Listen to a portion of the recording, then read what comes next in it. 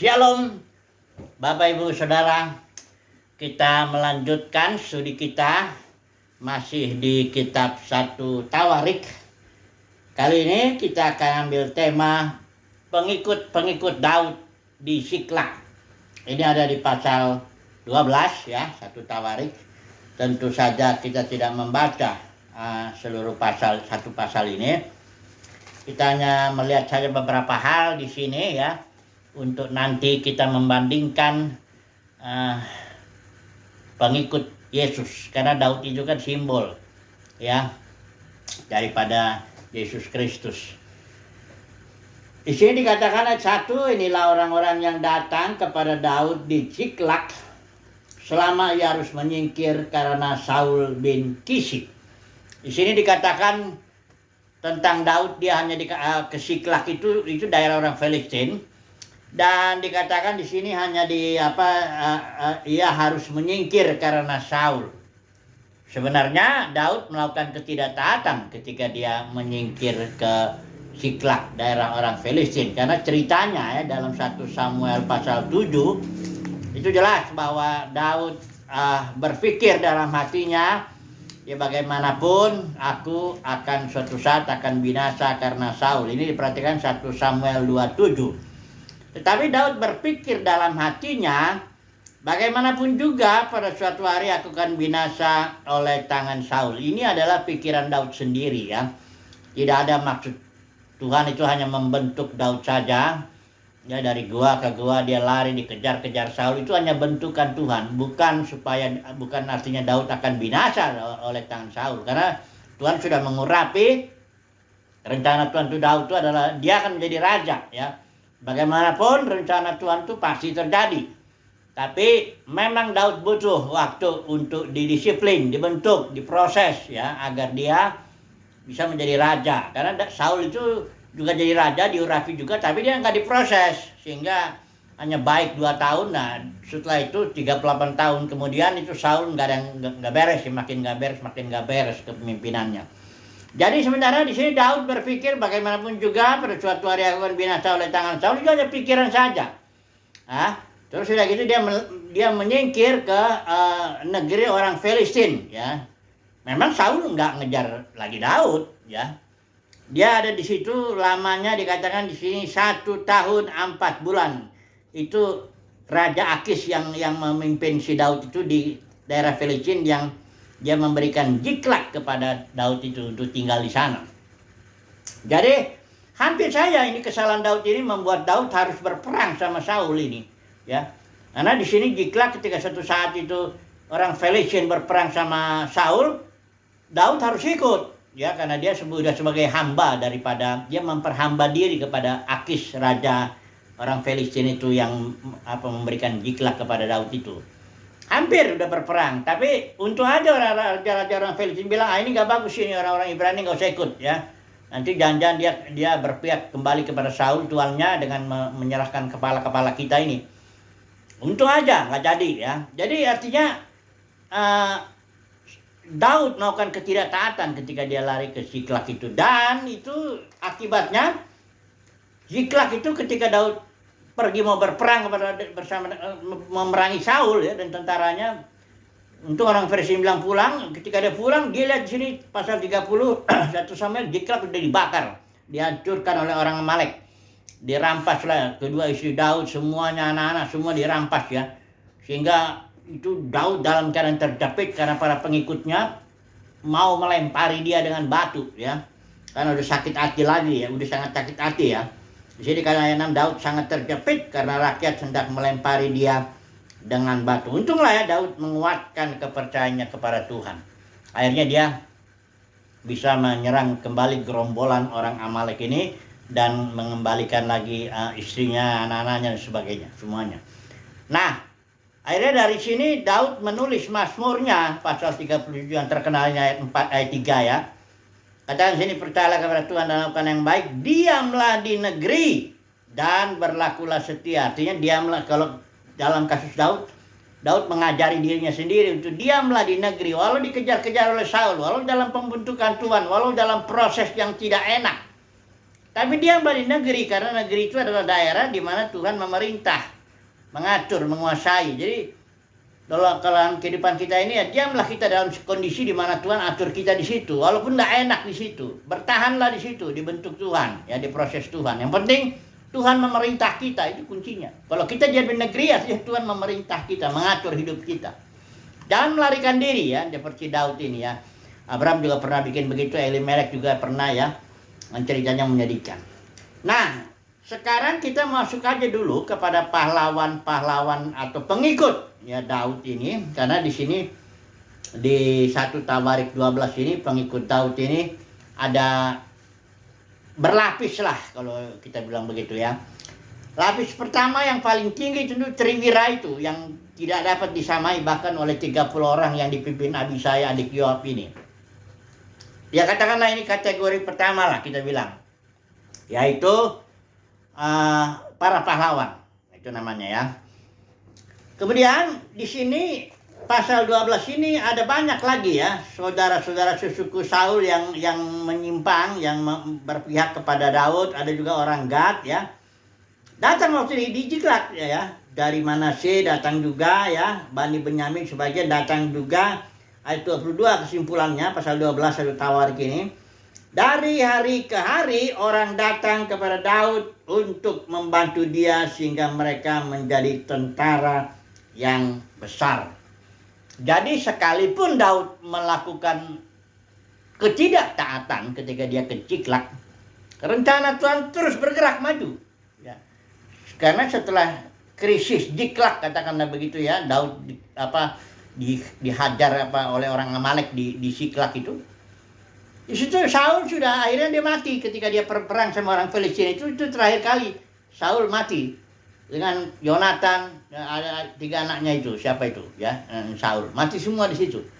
Dan kemudian gak lama kemudian Daud menjadi raja di Hebron. Daud kembali dari Ziklag ke daerah Yehuda. Daud tanya kepada Tuhan, kemana? Ke Hebron, katanya. Hebron itu tempat di mana kuburan Abraham, ya, Ishak, Yakub ada di situ. Nah, jadi kita melihat dari satu sini bahwa sekalipun Daud melakukan ketidaktaatan, dia menyimpang dia dari jalan Tuhan karena dia berpikir kejar-kejar terus sama Saul ini, dia gak enak hidupnya. Tapi rencana Tuhan jalan terus untuk menggenapi kehendak Tuhan bahwa Daud harus jadi raja. Ya, kasusnya akhirnya Saul mati, Daud jadi raja di Hebron. Ini saya melihat sesuatu yang luar biasa lah, ya, rencana Tuhan itu tidak mungkin gagal dalam hidup kita. Kalaupun kita kadang kalah karena situasi menjepit, kita mau melarikan diri gitu, tapi tetap rencana Tuhan itu tetap Tuhan setia, ya, dengan rencananya sendiri, dengan apa yang sudah Tuhan ucapkan, firman-Nya itu, ya.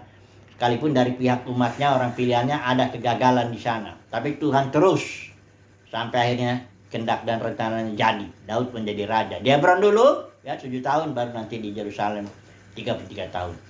Jadi pengikut Daud kita sudah lihat tadi, ya. Pertama adalah para pahlawan itu, Triwira dengan ke-30 orang itu yang dipimpin Abisai. Kemudian di sini ada dari Bani Manasye, ada juga dari orang Gad, ya. Ada juga dari Bani Benyamin, kumpul terus, ya, makin lama makin banyak lah. Jadi kategori kedua kita katakanlah ini pahlawan juga, tapi dia tidak sama dengan yang pahlawan yang disebut di pasal 11 itu, Tawarik itu, ya. Nggak sama dia. Jadi kalau ini udah lingkaran kedua lah, katakan begitu. Nanti ada lingkaran ketiga, ini adalah seluruh Israel, karena sebenarnya seluruh Israel akhirnya mendukung Daud, ya. Kalau kita lihat pasal 12 ini yang bagian terakhir, ayat 38, ya, dikatakan di sini, memang juga seluruh orang Israel yang lain dengan bulat hati hendak mengangkat Daud menjadi raja. Jadi pengikut Daud itu sebenarnya seluruh orang Israel juga, orang banyak, ya. Seluruh Israel juga. Tapi ingat, ya, orang banyak di sini. Ketika Daud sudah menjadi raja Israel dan kasus ada pemberontakan Absalom, dengan mudah orang banyak itu disimpangkan hatinya kepada Absalom. Ini memang orang banyak yang begini, ya, dalam pengikut Yesus juga begitu tuh. Orang banyak itu, Yesus itu saya yakin itu yang teriak-teriak di kayu salib itu, di depan Pilatus itu, Pak, salibkan dia, salibkan dia. Ini kan orang banyak dihasut oleh orang Farisi ahli Taurat itu. sehingga dia memilih Barabas, ya, menolak Yesus, ya. Saya yakin orang banyak ini banyak yang sudah mengalami kesembuhan dari Tuhan. Barangkali menjijat makan roti, ya. 5.000 orang tuh orang banyak makan roti. Tapi dengan mudah dia di orang banyak itu memang mengikutnya nggak setia gitu kalau orang banyak ini. Nanti kita lihat dalam kepengikitan Yesus itu juga ada kategori-kategorinya, ada lapisan-lapisannya. Ada inner man inner circle ya, lapisan yang dalam, ada yang outer circle yang agak luar, ada outermost circle yang lebih luar lagi, ya. Jadi ada 3 kategori itu nanti kita lihat. Nah, jadi pengikut Daud ini bisa dibilang lingkaran pertama tuh inner circle-nya itu ada Triwira dengan 30 pahlawan di sana, ya. Abisai ketuanya untuk yang 30 ini. Kemudian ada lagi datang yang di Jiklak itu, ya, pahlawan itu dari Bani Benyamin, Bani Manase, ada juga, ya. Datang ke Bani Gad, ya, datang juga, ya. Dan yang terakhir itu seluruh Israel akhirnya menjadi pengikut Daud juga, mendukung Daud untuk menjadi raja atau seluruh Israel. 3 kategori, ya. Nah, pengikut Yesus kita langsung aja aplikasikan ke sini dalam konteks perjanjian baru. Ya, sebelum nanti kita juga lihat dalam kehidupan kita nih mengikut Yesus ini dalam kategori yang mana gitu, ya. Kategori pengikut Yesus ini juga 3 kita bagi. Yang pertama 12 muridnya itu rasul lah, yang disebut rasul. Ada Yudas di situ memang. Kemudian baris yang sebenarnya di antara yang 12 rasul ini ada juga 3 orang yang lebih dekat dengan Yesus. Sama seperti Triwira itu. 3 orang ini Petrus, Yakobus dengan Yohanes. Ini dalam beberapa kasus tertentu dia ikut bersama dengan Yesus, yang lain enggak. Misalnya di Taman Getsemani. Kemudian yang dalam penglihatan itu, yang Yesus bicara sama Musa sama Elia. Kemudian kayaknya ada dia membangkitkan anak. Seorang anak yang umur 12 tahun itu. Ya, itu hanya 3 orang boleh masuk melihat itu. Jadi dalam yang kategori pertama inner circle yang 12 orang pengikut, 12 rasul lah itu masih ada lagi 3 orang yang lebih dekat dengan Yesus. Bahkan dari yang 3 ini masih ada lagi 1. Rasul Yohanes yang dibilang dia kalau Yesus sedang bicara, sering dia duduk menyandarkan kepalanya ke dada Yesus, ya. Jadi dia lebih kenal detak jantung Yesus, begitulah, ya. Rasul Yohanes, ya. Ketika disalib itu murid-muridnya pada lari, ya, itu Rasul Yohanes masih dia dekat di situ bersama dengan Maria, kan kita lihat itu.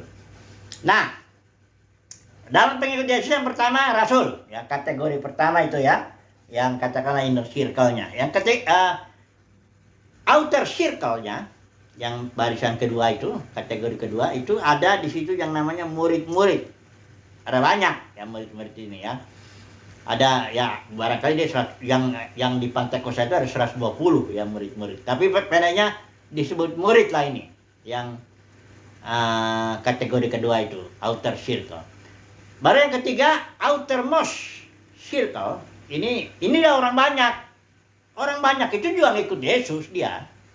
Karena mereka bahkan mencari Yesus. Mari kita lihat dulu. Tapi ya ini, kalau orang banyak ini seperti pengikut Daud itu, orang Israel, ya, itu orang banyak itu nggak setia dia. Orang banyak ini ngikut itu karena ada kepentingannya. Orang banyak, ya. Jadi ketika dia lihat Absalom mencuri hati, sangat mudah dicurinya oleh Absalom. Absalom cuma ini aja. Di pengadilan tuh dia tunggu di situ. Nanti kalau ada orang Israel mau datang menghadap raja, ini dia Absalom langsung dipeluk, dicium, apa masalahmu gini-gini. Dia langsung, nggak lama kemudian orang banyak ini, orang Israel ini menyimpang hatinya daripada Daud, sudah menyimpang kepada Absalom. Begini juga ini dia. Mari kita lihat dulu di yang paling bagus cerita ini tentang orang banyak ini di Yohanes pasal 6 tentang Yesus memberi makan 5.000 orang. Ini kan orang banyak ini yang mereka mengikuti Yesus, ya. Coba perhatikan ini pasal 6 ayat 2. Saya baca dari YLT, ya. Dan kerumunan orang banyak mengikuti dia. Artinya orang banyak ini mengikuti Yesus, ya. Karena, nah ini ada karenanya. mereka telah menyaksikan tanda-tanda dari dia. Jadi Yesus memberi makan 5.000 orang banyak ini, itu suatu tanda saja. Ada, kalau tanda itu ada makna di balik itu. Yesus mau memberikan roti hidup, yaitu dirinya sendiri sebenarnya itu. Tapi dia bikin tanda. Ya kalau kita di Injil lain itu disebut mujizat.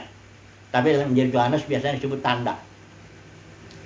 Nah, jadi Yesus sudah kasih makan ya 5.000 orang ini ya. Pasal 6 saya baca sendiri, silakan. Ada sisa malah 12 keranjang. Nah kemudian karena mereka melihat mujizat begini, mereka langsung mau menjadikan Yesus raja. Yesus nggak mau dengan cara seperti itu, karena dia harus lewat jalan salib kan. Kemudian Yesus suruh pulang ya mereka, dan mereka cari Yesus besoknya. Datang ke tempat yang kemarin, tapi Yesus sudah nggak ada di situ. Rupanya dia udah ada kasus Yesus menyeberang naik perahu itu, jalan di atas air. Sudah nyebrang, orang banyak ngelihat perahunya, kali Yesus nggak naik perahu. Kok tiba-tiba sudah tidak ada lagi di situ. Nah kemudian Yesus jawabnya begini, 26. Ketika orang banyak mencari ya, mengikut Yesus, mencari Yesus. Yesus menjawab dan berkata kepada mereka, sesungguh-sungguhnya aku berkata kepadamu, kamu mencari aku bukan karena kamu telah melihat tanda-tanda. Melihat tanda itu artinya mengetahui bahwa mujizat roti itu hanya sebagai tanda atau simbol. Makna yang sebenarnya roti hidup itu, I am the bread of life, itu yang Yesus memberikan kepada orang banyak. Itu artinya dia melihat tanda. Tapi ini orang banyak nggak melihat tanda ini. Dia cuman pokoknya makan roti kenyang. Makanya Yesus bilang gini, kamu mencari aku bukan karena kamu telah melihat tanda-tanda, melainkan karena kamu telah makan dari roti itu dan kamu telah dikenyangkan. Nah baru Yesus nasihatin, bekerjalah bukan untuk makanan yang dapat binasa. Maksudnya bukan nggak boleh kerja cari uang supaya bisa makan, bukan begitu. Tapi fokus hidup kita harus bekerja untuk makan roti hidup. Ya, memang roti jasmani ini Tuhan juga pikirin kok. Makan, minum, pakaian kita Tuhan pikirin. Saudara lihat di sini, ketika Yesus mau dimakan itu, orang banyak nggak minta roti. Tapi Yesus sendiri, ayat 5 perhatikan. Kemudian sambil mengangkat matanya, mata Yesus itu, dan melihat bahwa kerumunan orang banyak datang kepadanya, Yesus berkata kepada Filipus, dari mana kita akan membeli roti supaya mereka itu dapat makan. Jadi Yesus sudah berpikir bagaimana supaya orang banyak ini bisa makan roti jasmani itu. Enggak diminta pun Yesus kasih kok, ya. Terjadilah mujizat itu, ya. Tapi Yesus tetap menghendaki orang datang kepada dia bukan karena roti jasmani, tapi karena melihat tanda ya, karena percaya Yesus bahwa Yesus itu adalah roti hidup. Kalau saya baca ini selanjutnya ke bawah ini, percayalah kepada dia di atas ini, dikatakan di sini ayat 35, Yesus bilang, akulah roti kehidupan. Ya, siapa yang datang kepadaku sekali-sekali tidak akan lapar dan sebagainya ya. Tapi akhirnya orang banyak itu pergi meninggalkan Yesus dia, ya. Dia enggak mau. Bahkan ada lagi, bahkan di sini dikatakan murid-murid sebagian meninggalkan dia. Nih ayat yang pasal 6 ini ya. Ayat yang ke 61 ya. 60 ya. Sebab itu setelah mendengarkannya, banyak dari antara para muridnya berkata, perkataan ini keras karena Yesus bilang, I am the bread of life, aku roti dari sorga, turun dari sorga. Oh itu mereka enggak, bagaimana ini? Karena pikiran mereka, murid, termasuk murid-muridnya ini, jadi udah lingkaran, tadi lingkaran outermost circle-nya sudah jelas dia mencari Yesus karena roti jasmani. Ternyata outer circle, murid-murid itu artinya juga tidak bisa terima firman yang katanya keras ini. Ya, akhirnya dikatakan di ayat 60. Sebab itu setelah mendengarkannya, banyak dari antara para muridnya berkata, perkataan ini keras, siapa yang sanggup mendengarkannya? Ya. Jadi mana dia bagian yang Ayat 66. Dari hal itu banyak dari antara murid-muridnya berpaling ke belakang dan tidak lagi berjalan bersamanya. Jadi setelah firman keras itu bahwa Yesus bilang, akulah roti hidup, aku roti dari sorga turun, ya. Dan sementara murid-murid berpikir jasmani, nggak mungkin ini Yesus itu roti dari sorga turun ke bawah. Akhirnya mereka itu nggak ngikut Yesus lagi.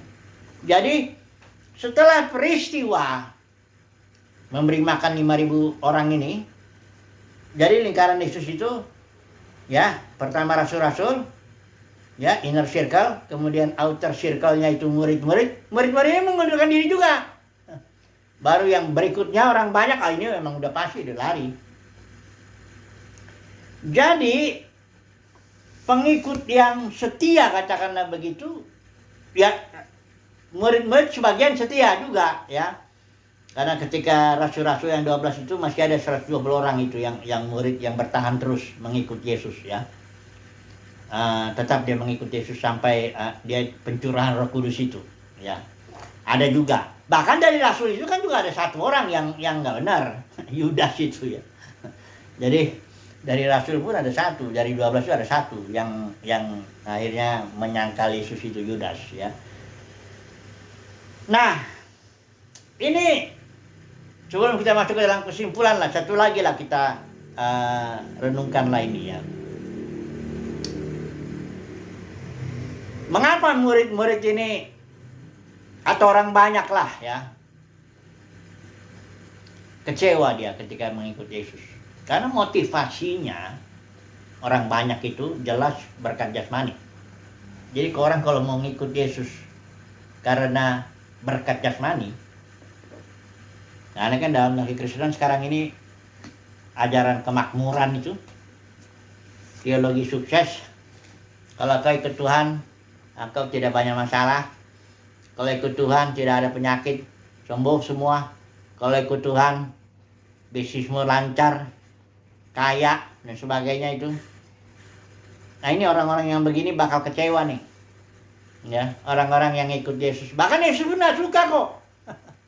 Dia nggak suka kalau orang datang kepada dia untuk cari makan, cari roti jasmani. Inilah jadinya, perhatikan ini. Ayat 26. Sesungguh-sungguhnya aku berkata kepada kamu, mencari aku bukan karena kamu telah melihat tanda-tanda, melainkan karena kamu telah makan dari roti itu dan kamu telah menjadi kenyang. Artinya aku nggak suka sebenarnya kau cari aku untuk makan, supaya bisa makan roti jasmani.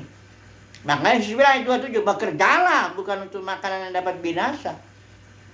Bukan, sekali lagi ya, bukan Yesus tidak peduli dengan makan minum pakaian orang banyak itu, enggak. Yesus sangat peduli. Tapi kalau kau mau ikut aku, jangan karena hal-hal yang jasmani itu. Kalau mau ikut aku, ikutlah. Karena aku ini, I am the bread of life, roti hidup. Aku akan berikan hidup, hayat, joy dalam batinmu, ya, dan kau akan berbahagia. Makanya ini ada khotbah. Khotbah ini terakhir sebelum kita ambil kesimpulan dari ini, ya. Ucapan berkat ini, nanti ada satu lagi nih perlu poin ini.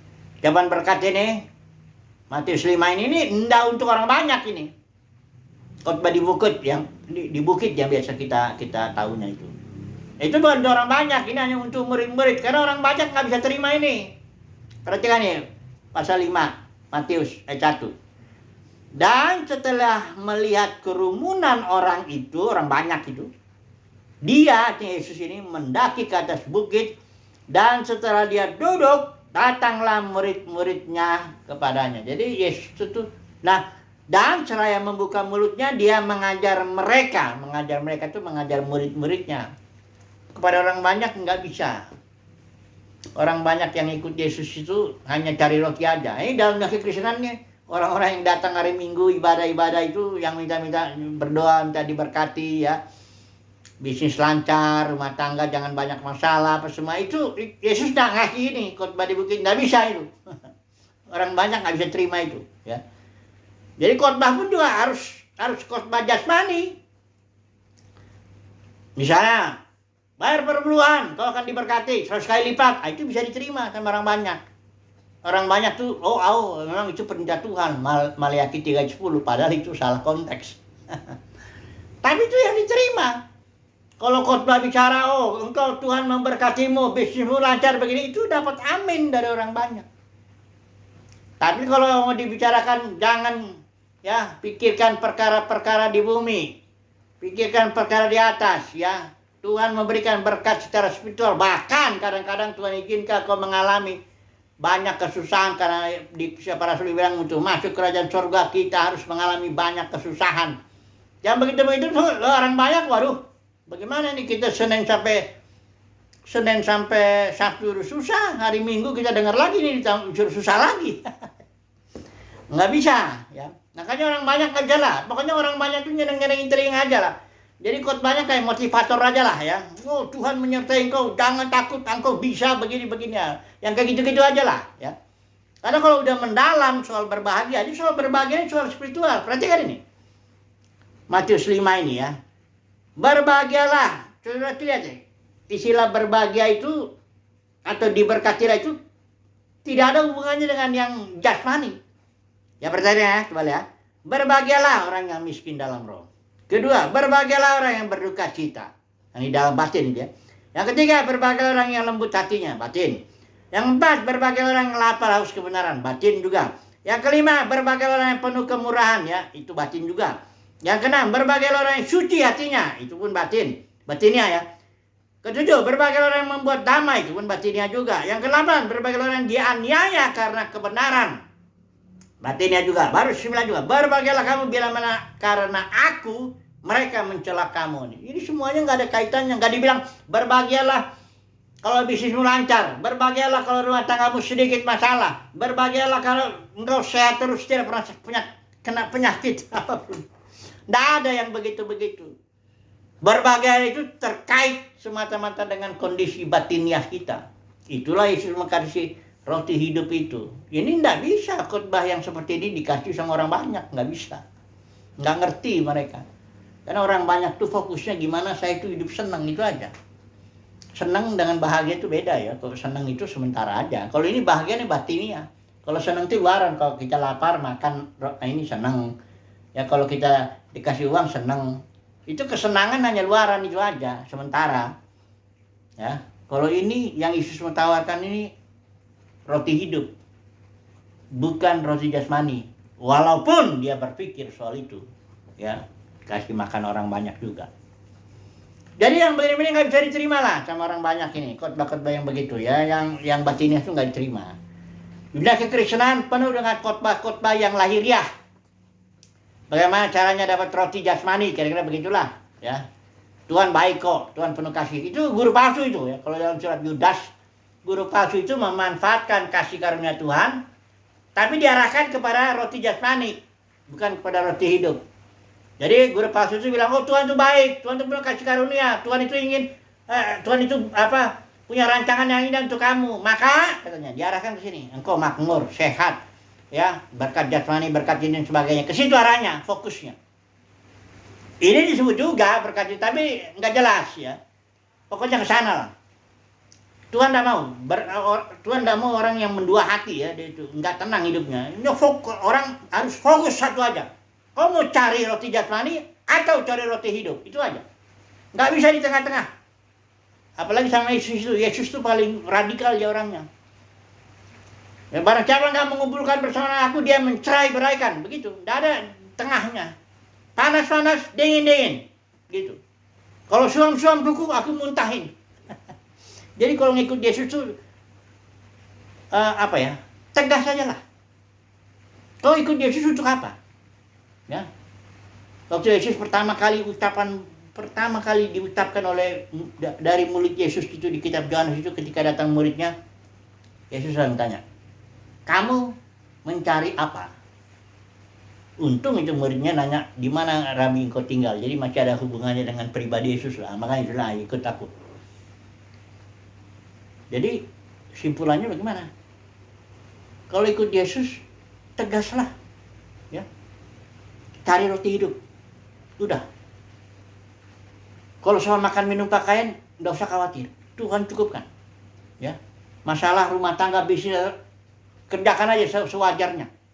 Tapi fokus hidup kita satu. supaya damai dalam hati. Satu, aku cari berkat rohani. Aku mau cari roti hidup. Nah itu. Komitmen satu saja. Ya. Jangan cari-cari yang lain. Ya. Jangan cari berkat-berkat dalam arti apalagi cari kemuliaan manusia ya, cari uang, jabatan apa semua dalam mengikut Tuhan ini. Maksud saya. Ya. Oh ikut Tuhan ikutlah. Kalau enggak udah nggak usah sekalian. Karena Tuhan itu cukup baik. Di dunia ini ada banyak konglomerat, ada banyak orang yang punya uang, jabatan, enggak pernah ikut Tuhan sama sekali, menyebut nama Yesus sekalipun enggak pernah. Semua diberkati Tuhan juga. Jadi sekarang kalau mau ikut Yesus, ya ikutlah. Carilah roti hidup ya. Haleluya. Amin.